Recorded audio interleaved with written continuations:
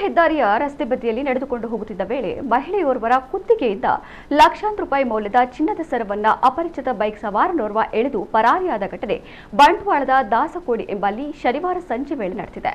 ಬಾಳ್ತಿರ ಗ್ರಾಮದ ಚೆಂಡಿ ನಿವಾಸಿ ಸರಸ್ವತಿ ಎಂಬುವರ ಕುತ್ತಿಗೆಯಲ್ಲಿದ್ದ 2 ಪವನ್ ಚಿನ್ನದ ಸರವನ್ನ ಎಳೆದುಕೊಂಡು ಪರಾರಿಯಾಗಿದ್ದಾರೆ. ಸರಸ್ವತಿ ಅವರು ಕಲ್ಲಡ್ಕ ಪೇಟೆಗೆ ಹೋಗಿ ದಾಸಕೋಡಿ ಪೆಟ್ರೋಲ್ ಪಂಪ್ನ ಬಳಿ ಬಸ್ಸಿನಿಂದ ಇಳಿದು ಮನೆ ಕಡೆಗೆ ಹೋಗುವ ಹೆದ್ದಾರಿ ಬದಿಯಲ್ಲಿ ನಡೆದುಕೊಂಡು ಹೋಗುವ ವೇಳೆ ಹಿಂಬದಿಯಿಂದ ಬಂದ ಅಪರಿಚಿತ ವ್ಯಕ್ತಿ ಬೈಕ್ ಸವಾರ ಅಂದಾಜು 2 ಲಕ್ಷ ಮೌಲ್ಯದ ಚಿನ್ನದ ರೋಪ್ ಸರವನ್ನ ಎಳೆದು ಪರಾರಿಯಾಗಿದ್ದಾನೆ. ಬಂಟ್ವಾಳ ನಗರ ಪೊಲೀಸ್ ಠಾಣೆಗೆ ಮಹಿಳೆ ಈ ಬಗ್ಗೆ ದೂರು ನೀಡಿದ್ದಾರೆ.